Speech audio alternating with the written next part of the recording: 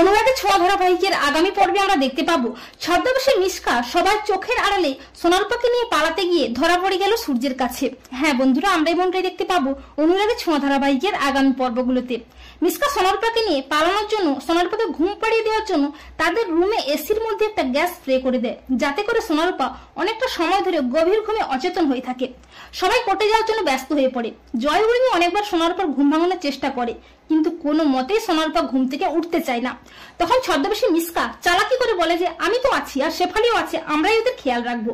আর জয় উর্মিও ছদ্মবেশী মিশকাকে চিনতে না পেরে মিশকার কথায় বিশ্বাস করে নিজেদের অজান্তে সোনারূপাকে ভয়ানক বিপদে ফেলে চলে যায়। আর মিশকা সেই সুযোগটাকেই কাজে লাগায়। অপরদিকে দীপার চালাকিতে গোপন ক্যামেরার ভয়ে ভিক্টর ও পৃথার আসল মুখোশটা খুলে যায় আদালতে। পৃথা তার সমস্ত অন্যায় আদালতে নিজের মুখে স্বীকার করে, আর দীপা নির্দোষ প্রমাণিত হয়। জজ সাহেব দীপাকে বেকসুর খালাস করে দেয়। অপরদিকে মিশকা ঘুমন্ত সোনারূপাকে নিয়ে পালিয়ে যাওয়ার জন্য বেরিয়ে পড়ে, কিন্তু রূপার ঘুম ভেঙে যায়। কিন্তু মিশকা টেরও পায় না। রূপা চালাকি করে মিশকার চোখের মধ্যে বালি ছুঁড়ে দিয়ে সোনাকে নিয়ে নিজেরা লুকিয়ে যায়, কিন্তু মিশকা এত সহজে হাল ছেড়ে দেয় না।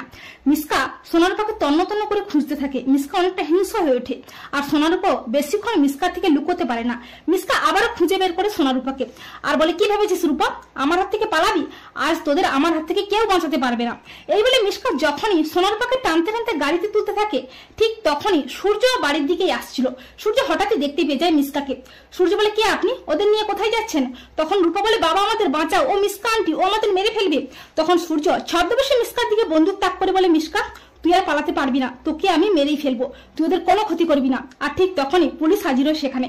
সূর্য মিশকাকে পুলিশে দিয়ে সোনারূপাকে মিশকার হাত থেকে উদ্ধার করে। তো বন্ধুরা, তোমরা এটাই চাও তো যে ছদ্মবেশী মিশকা সোনারূপাকে নিয়ে পালানোর আগেই যেন সূর্যের কাছে হাতে নাতে ধরা পড়ে?